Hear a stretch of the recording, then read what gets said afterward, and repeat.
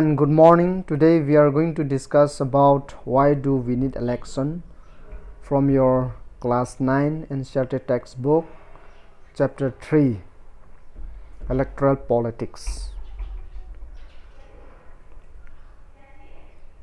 Election takes place regularly in any democracy.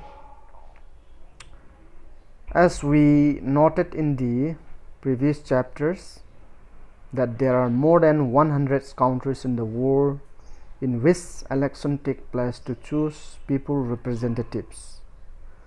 We also read that elections are here in many countries that are not democratic.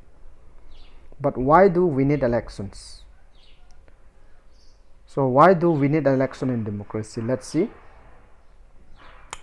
Point number 1 is the large country like India, practically it is not possible for people to sit together every day and takes all the decisions. That is why we need elections. Second, not everyone has the time and knowledge to take decision on all matters. Third, so in most democracies, people rule through their representative. Fourth, elections provide a mechanism by which people can choose their representative at regular intervals and change them if they wish to do so.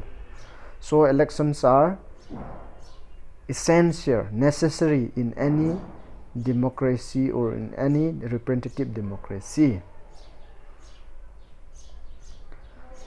And therefore elections are considered essential in our time for any representative democracy. In an elections, the voter can make many choices. What are the choices they can make? Let's see. They can choose who will make law for them. Number 2, they can choose who will form the government and take measures decisions. Number 3, they can choose the party whose policies will guide the government and lawmaking.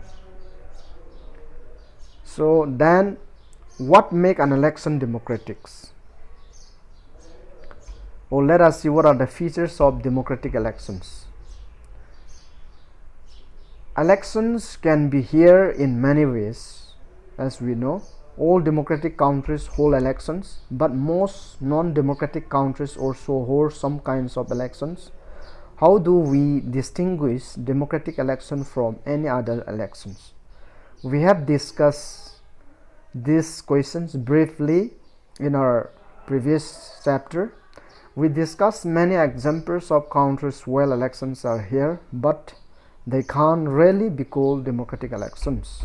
Let us recall what we learned there and start with a simple list of minimum conditions of a democratic elections. First, everyone should be able to choose.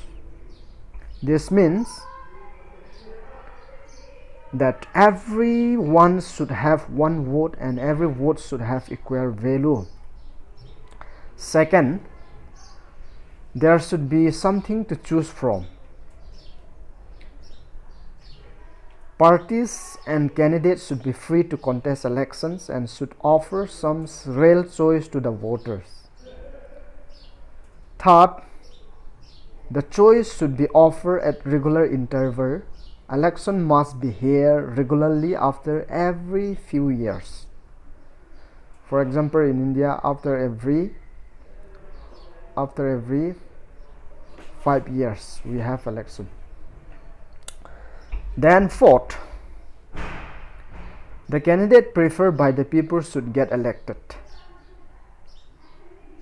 Fifth, elections should be conducted in a free and fair manner where people can choose as they really wish. This might look very simple and easy condition, but there are many countries where these are not fulfilled. So that is why we can distinguish it easily non-democratic countries from a democratic countries, how elections are being conducted. Then various forms of political competitions.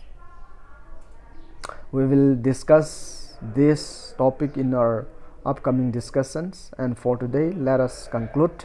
Have a good day.